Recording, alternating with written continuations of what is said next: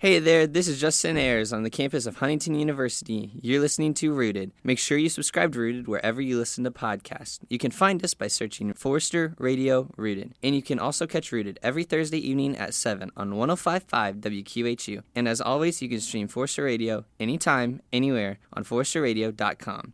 Today, I'm sitting down with Joel Childs, head coach of the HU Men and Women's Track Program. So, Coach, tell me a little bit about your history with running and how you came to be the HU Men and Women's Track coach. I got into running because I wanted to stay in shape for basketball, and in the fact that I never grew above 5'8", basketball never really was going to work out for me, and so I just kept on running and kept getting better and better at that, and so eventually basketball went by the wayside, and running, I just kept on going, and had some success at the high school level, and I was given the opportunity to compete at the college level, and that's really how I got started into running, both at the high school level and at the college level. So I know a lot of people have driving forces behind what really motivates them to run. So was yours really just to stay in shape? You know what? The opportunity to stay in shape or to get into better shape was the main driving force of why I started running. I think that's very common for most people out there who get into running.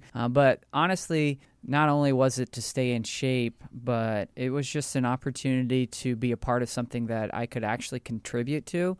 I think what's so important about team sports in general is it gives someone something to belong to. And for me, like I said earlier, I grew up playing basketball, but it was very obvious as I got older that, basketball was not going to be in my life in the future. And so it not only, again, was something that kept me in shape, but it was a team that I could belong to and be an integral part of that program and development and so on and so forth. What were the steps that you took after college to become the coach here at Huntington University?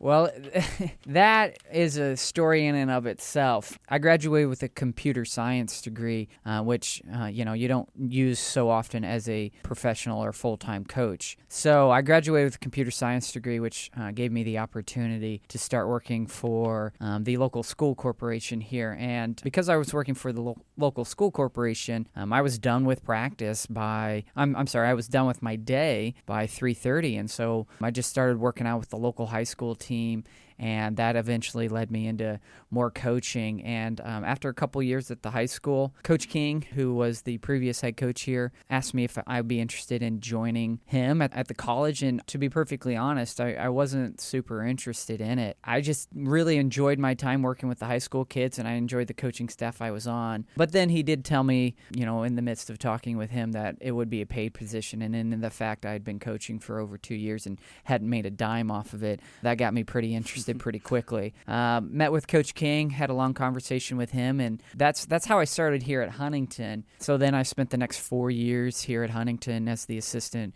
cross-country and track and field coach. So, Coach, why do you still run today? I know a lot of athletes I know will quit right after their senior year of high school or college. So what makes you still go out and run every day? Well, I think the big thing there is that the reason I got into running wasn't just because I was successful at it. I legitimately enjoyed it. I enjoyed being around the people who were involved with running, and I just enjoyed pushing my body. So often when kids quit running, it's because they're forced to do it to begin with, or they were just pushed so hard so early that they sort of killed the joy that they had with high school running. And so for myself, I never really experienced that. The high school I went to and the high school program I was involved with was not very well developed. And to be perfectly honest, that means I was very underdeveloped as a high school athlete, but it also let me appreciate running all the more the better I got at it. And so my development and the reason my passion for running still continues to this day is I wasn't forced to do it, or I wasn't crushed by it as a younger individual.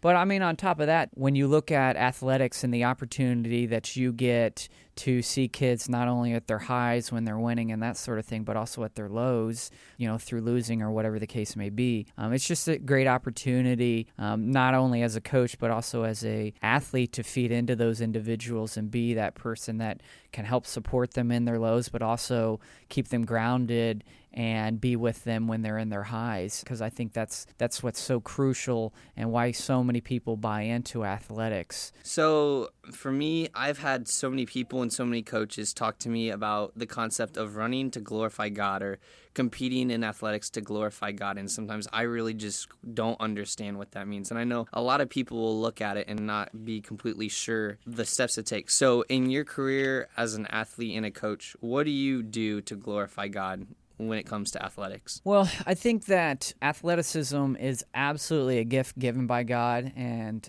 to not use that gift is to not glorify God with something that He's bestowed upon you. My personal opinion is if He took the time to bless you with those gifts, the least you could do is take the time to use those gifts that He's given to you. And so for me, I think the opportunity to go out there and push your body and just see what you can do is absolutely an opportunity to glorify God through those actions. But additionally, it goes back to why it is that I do what I do and why I continue to run and so on and so forth, because it gives you the opportunity then to support your other teammates and the people around you.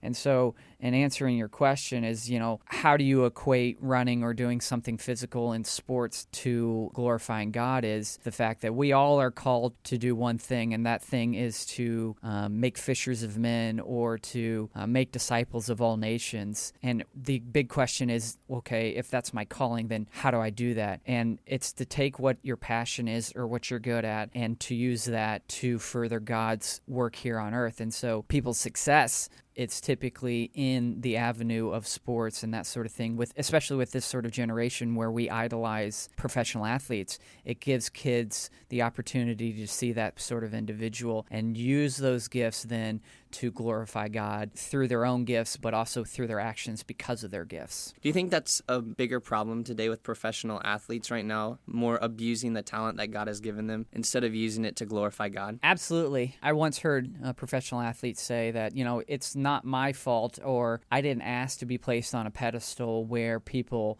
use me as a person to mimic or to idolize and that sort of thing. And that's true. However, so what? You are that person, so you need to take advantage of that and use that in a positive way instead of a negative way.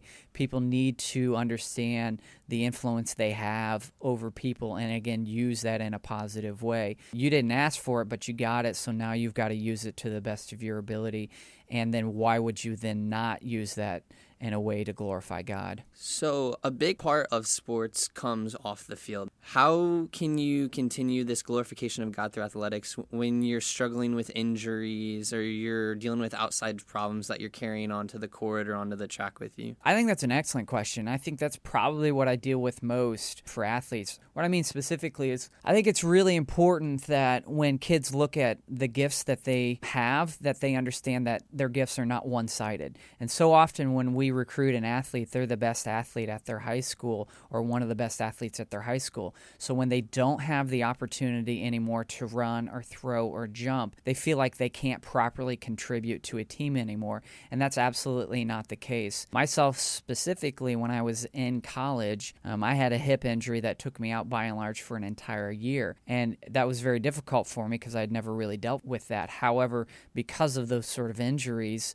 or that injury that I had to figure out, okay, I can't contribute to the team through my legs or through my running, so what is it that I can do to bolster our program, to help the program? And so more often than not, the hard conversations I have to have with kids is because of injuries, is, it's too bad that you can't run or you can't throw or you can't jump, but that doesn't mean you're not important to this program. Your ability to contribute to this team does not begin or end with your ability to run or jump or throw, but it goes way beyond that. A team is made up of more than just your stud athletes. There's so much more that goes on there. So again, more often than not, that conversation is, okay, I'm sorry that you're going through this, but the next step is, what is the best way for you to contribute to this team outside of your athletic ability? And it's a conversation I have more often than not because also it's something that I went through myself. And so you can do so much more than just run, throw, or jump. It's just putting you outside that comfort zone where you have to figure that out.